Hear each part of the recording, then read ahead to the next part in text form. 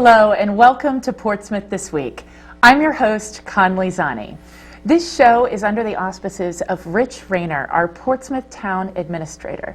Together, Rich, myself, and the entire Portsmouth This Week team are on a mission to build community. We do that by bringing you accurate and timely information about the issues that impact you. We introduce you to the personalities, the faces, the leaders in our town that make up the fabric of this magical place that we live.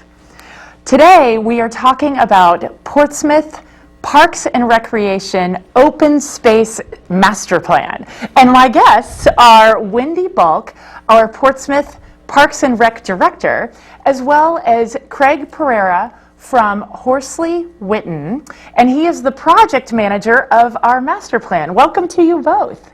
Thank you for having us. Thank you so much for being here. So Wendy, I'm starting with you. There is a call to action for our viewers. 2 things that you really want them to do after watching this show. Will you tell us what that is? That's our community survey. It's on the town website. Yeah.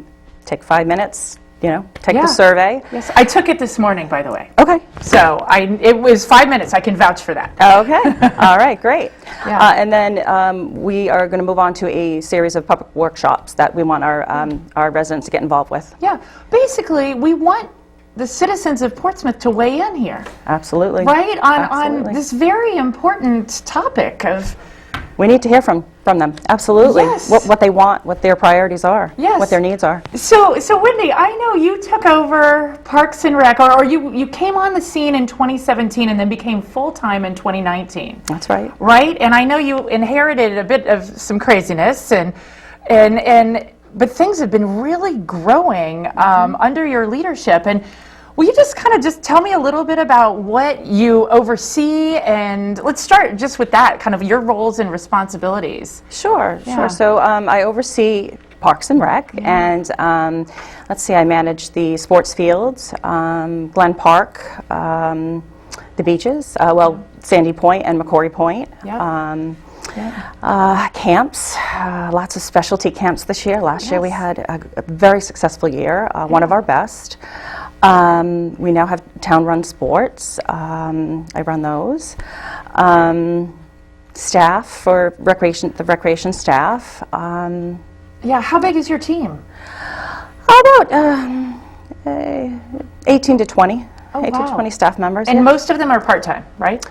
Or hourly, or Right, yeah. right, Yeah. exactly, Okay. exactly. And they come on board mid-May, and then they're pretty much done through the first week in September. Right. I remember when you started those camps, and they were wildly successful, and you were looking for some space. I think we ran into each other at the old Coggeshall School, Yeah, right? That's right. That's yeah. right. Well, congratulations Thank on you. all of that. Thank you.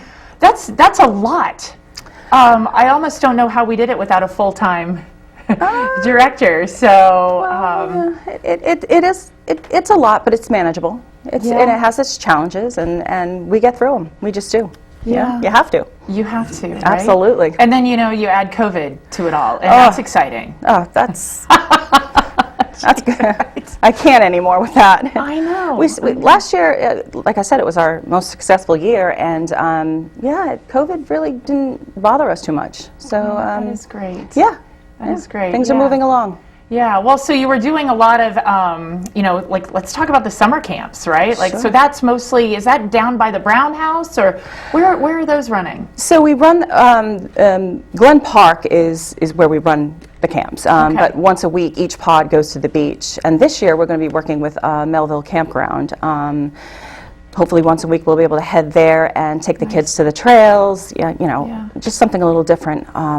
So something, exciting and fun. I think you've been doing a great job with those partnerships, Thank right? you. Because that's kind of how you do it, right? When Yes. you're limited resources. Right, you got to work together. It's a community effort. Yes. Absolutely. Yes, yeah, and I know you've been talking to me. I help with the Common Fence Point Community Center there, and I can't wait to do some strategizing about ways that we can work together. And I know you have also worked with the Newport County YMCA. Yes. So fabulous. Yeah. Fabulous. Good things, yeah. So lots of stuff on your plate, and lots of successes. Are you kind of most proud of what summer camps, and what are the things that when you think about it? I think this, summer camp. I'm really excited about. I love the kids. They're great. I come back. Every year we get together and it's Miss Wendy, and I'm just like, oh my goodness, I just love it. It's exciting. Yeah, lots of fun. Just like you jump in with the kids and get in the Gaga pit and getting full of mud. That's like the most popular game right now. It is. We have a good time with it. We get dirty. That's fantastic. But it's fun. Yeah. Well, so I know the kids love you, but the parents also rely on you. I mean, that you have an affordable camp, and it's nice to go through the town. Yes. Yeah. So okay, tons of successes. What do you see as like the things like that are challenging right now? Okay, I think our most challenging thing is we don't have indoor space for wintertime. Come November through March, I'm limited. I can run programs at the Brown House, but space is limited. So that's like more small conference kind of rooms, right? Right now we're just running a few adult programs, and that's our biggest challenge. Most of the challenges I can get through, but that one I can't, because you can't have events, out, especially in this weather, So it's a challenge. Yeah. All right. Anything else other than I want to try to fix that? I mean, no. I think things are running smoothly. I think we have a very successful program, and the town is very proud of what's going on. And well, I know, back to indoor space. I know we surveyed the town citizens 2 years ago now about a community center, and correct me if I'm misspeaking. We did a survey and say, do you want a community center, right? And or do you want some sort of recreation kind of facility?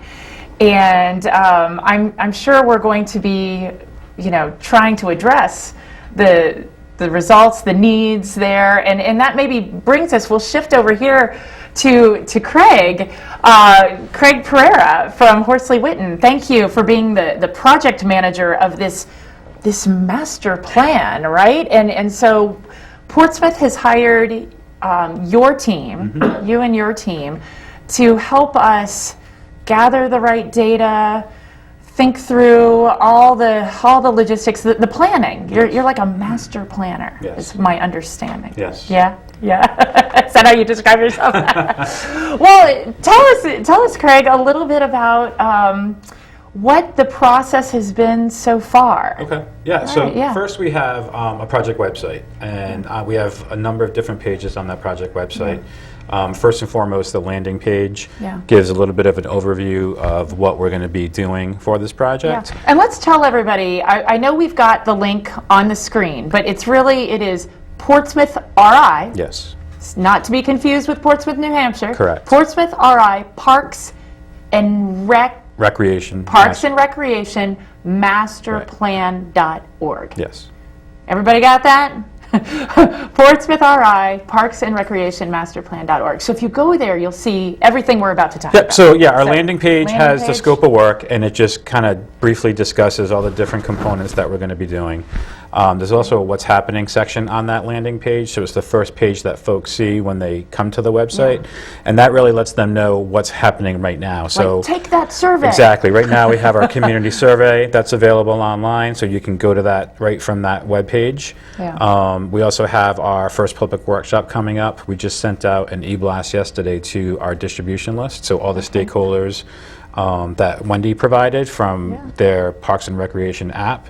Instructors, sports leagues, representatives, and then anybody. There's also a Get Involved section on that project webpage where you can just let me know the email comes to me, and you'll get signed up for future e-blasts. Recognize that I spell people's names correctly when I add them to the distribution list. But then also, once we do have that public workshop and we summarize our findings from that. Once we close our survey, which is not for a while, I think it's going to be open for another month or a month and a half, folks can revisit that project that website. And they'll be able to see that information. They'll be able to see the presentation that we did to the community. They'll also be able to see the summaries of that. So if you can't make it to a public engagement piece, then you can certainly check back in on the project website frequently, and you can see updates. Do you have the date for that workshop coming up yet? It's February 16th, and Okay. it's 6:30 to 8:30. It's going to be virtual, online. The e-blast went out, and I'm not sure if it's up on the project webpage yet, but it will be. It will be. And the link will be provided for folks. And, you know, this is our first public workshop for the project, and we're really hoping to just do what we're doing here and provide a brief overview of the project, what folks can expect as a final deliverable. But then the emphasis on that workshop is to hear from folks. So after we do a brief overview, we're going to break out into small facilitator work groups, and each group will have a facilitator, and they'll run them through a series of questions. And Like we really want breakout groups, kind of, right? Yeah, Where- so we'll have it. Everybody will be in one room for the presentation, and then we'll go into smaller rooms, and depending upon the number of people, we'll divide those out evenly. And the facilitator from Horsley Witten will be asking folks, essentially what's working but could be improved, and then what's missing. Because we really want to. It's a good way that we have found to reach a large audience and get a lot of input in a short period of time. That also complements our online community survey, where we've been pushing that out. As of this morning, I think we had 115 responses to that, which is a good turnout so far. It's only been open for, I think, a week. Fresh. Yeah. Yeah. And we haven't quite aggregated that data yet. We don't do that till the end. But just, some early... Themes? I wouldn't say themes, but some impressions maybe. Are really centered around folks are commenting that they would like to see more program offerings for adults, specifically around physical activity. Folks are asking about or commenting about the conditions of playgrounds, that there's some room for improvement there. Folks are also asking about bike paths and concerned about riding a bike on the roadway.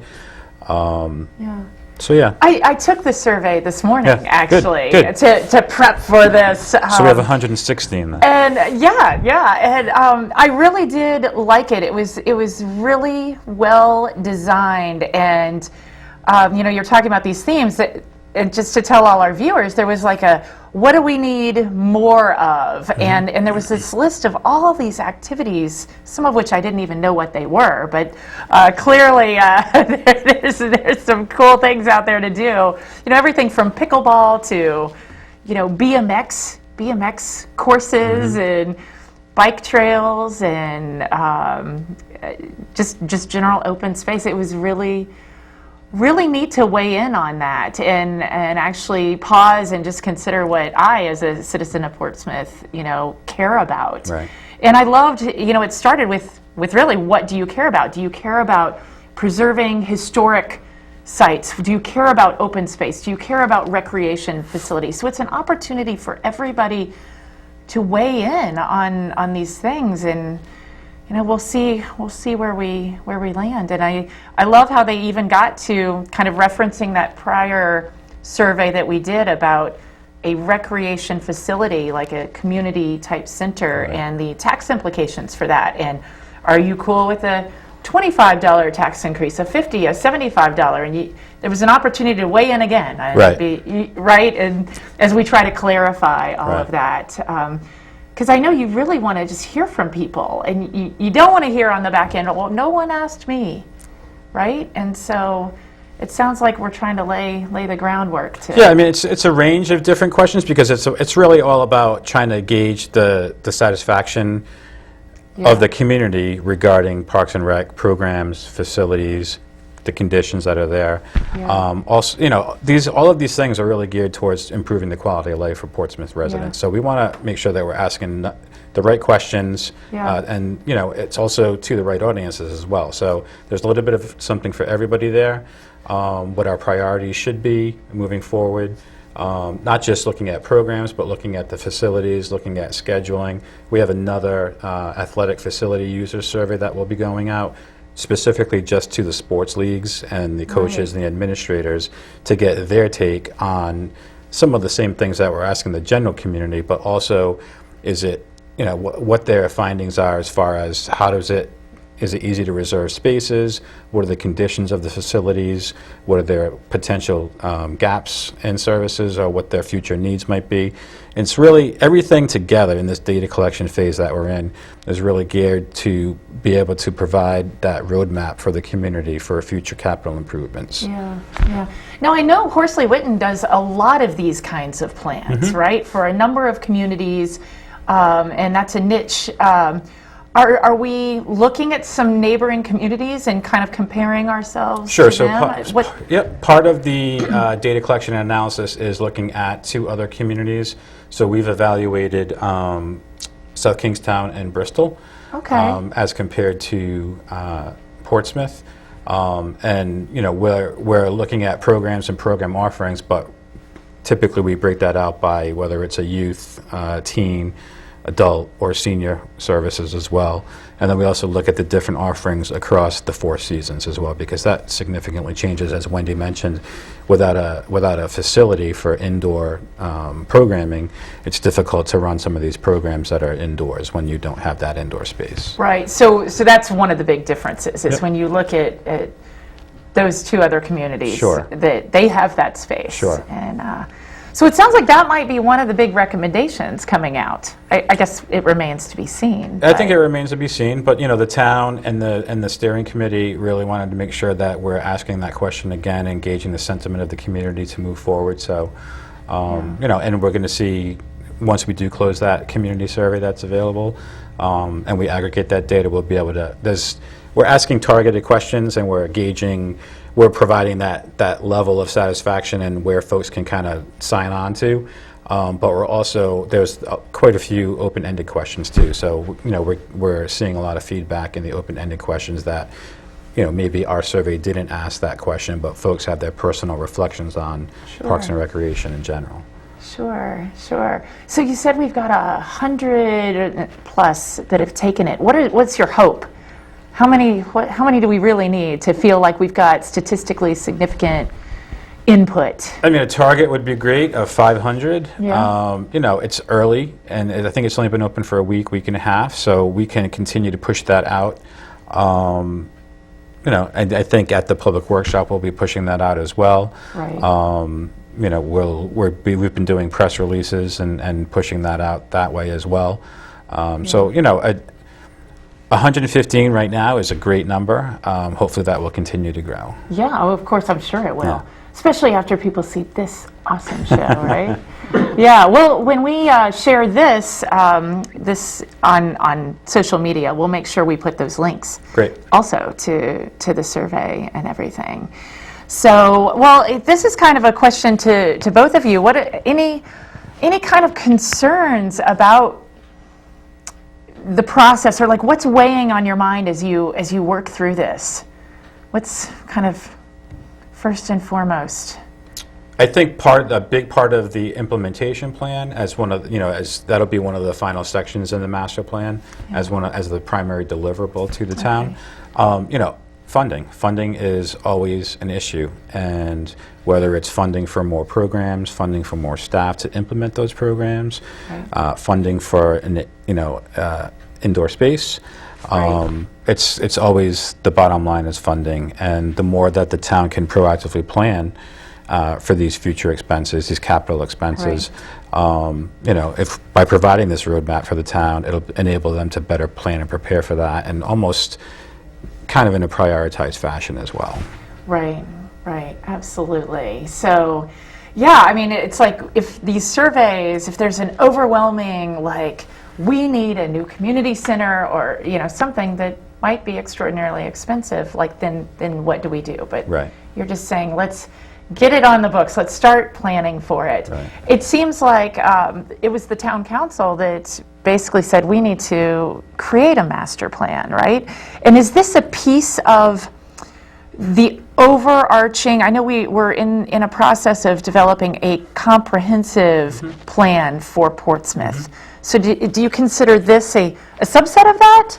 It informs it? It definitely informs it. It's sort of on the same timeline right now. So the comprehensive plan is sort of in the process of going to public comment right now. And this master plan is being developed right now. So we are checking back in on the process with the comprehensive plan development. I actually, Horsley Witten was on that team as well, that helped develop some of the elements of that. So we are ensuring that there's crossover with that, because we want to really make sure that the documents for the municipality are consistent with each other. So, you know, and essentially once... Not in conflict, certainly. Exactly. Right. And then, you know, once this Parks and Rec master plan is completed and the town goes to update their comprehensive plan, they should definitely be crossing these these goals and these actions and objectives that are going to be part of the master plan into the comprehensive plan for consistency. And I think that also shows a little bit more teeth when you go after, you know, funds for that, because you can show that, you know, this plan has been vetted across a range of different demographics and a range of different processes. So it shows that there's community buy-in and community consensus on what those goals are. Absolutely. And everything. Right. So in your experience, since you've done this across a number of towns, like, can you just kind of give me a little summary of your impressions of Portsmouth? Like, you were teaching me a little about there's different kinds of parks and different kinds of, I mean, like, I'm just curious how you think about a town when you go in and you're starting to analyze. What do you look for first? Do you kind of get out a map and you're like, where is everything? Or well, usually it's developing that approach? spreadsheet. So National Recreation and Parks Association has a classification system for parks. So there are historic parks, there are neighborhood parks that typically do what their name is. They serve the immediate neighborhood. Yeah. There are community parks, such as Gardner Savini Complex would be considered a community park. It's a large scale, serves the entire population as well as adjacent communities.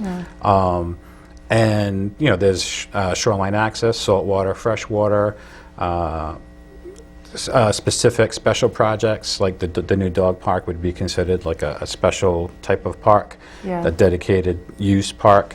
So, you know, it's really developing that table of the sites.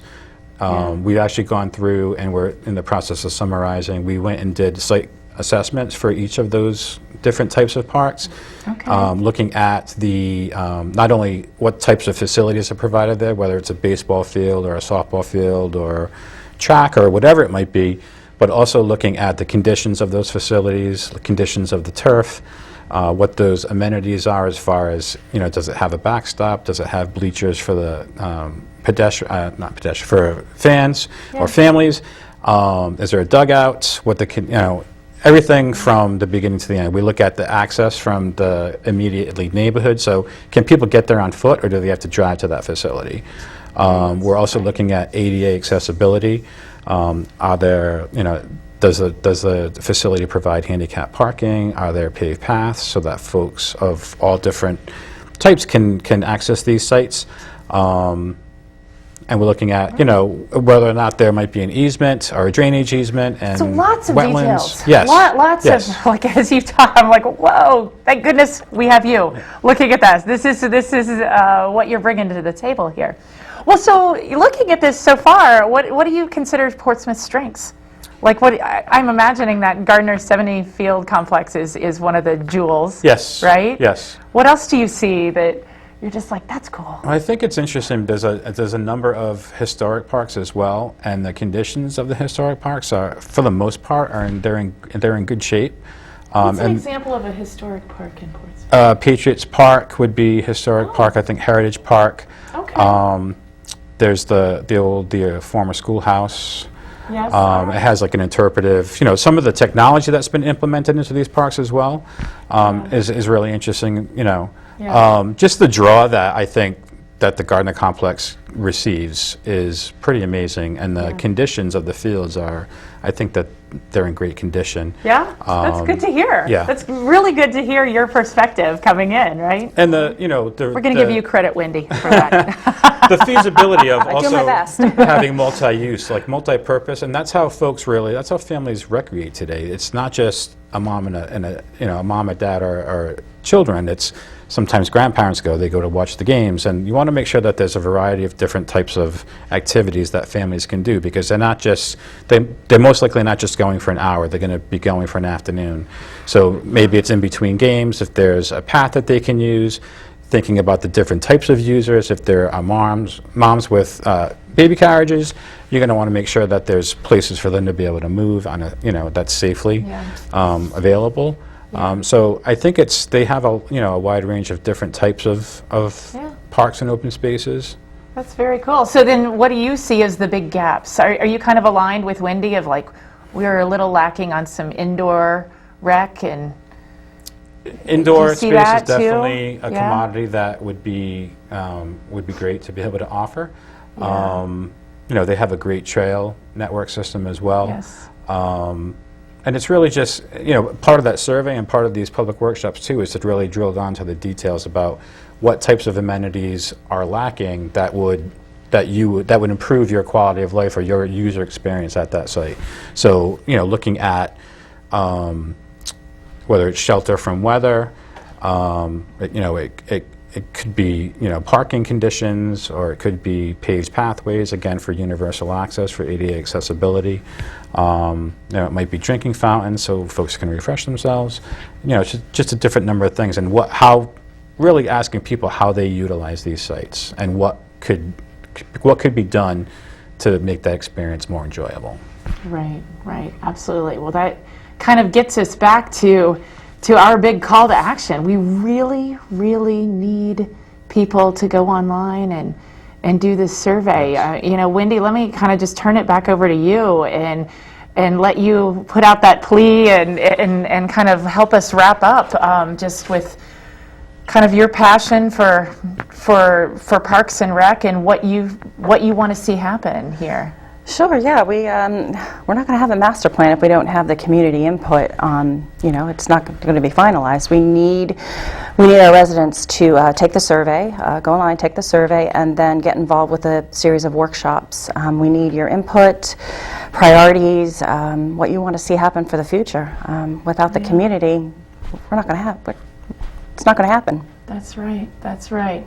All right, well, thank you both for being here and certainly educating me on what Parks and Rec is all about. And Craig, wow, just what you're bringing to the table here as far as helping the town of Portsmouth evaluate what the needs really are is really, really spectacular. So thank you both. Thank you for having us. Yeah. Thank you. This has been Portsmouth This Week. My guests today have been Wendy Balk, our Portsmouth Parks and Recreation Director, and Craig Pereira from Horsley Witten, who is the project manager of the Portsmouth Parks and Recreation Open Space Master Plan. Please, everyone, go to the website, fill out the survey, and participate in the public workshops. We want your input. We'll see you next week.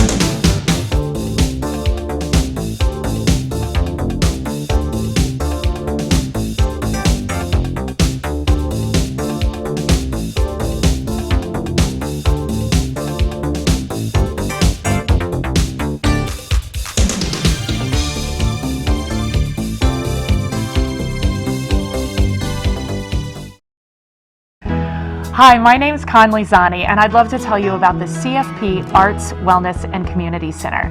We have a wealth of activities. No matter what you're into, there is something for you. You want to learn to draw? We've got an art class. You want to learn to dance or pump some iron? We've got fitness classes. Maybe you want community. Try some bridge. Check out our website. There are so many options, and we hope to see you very soon.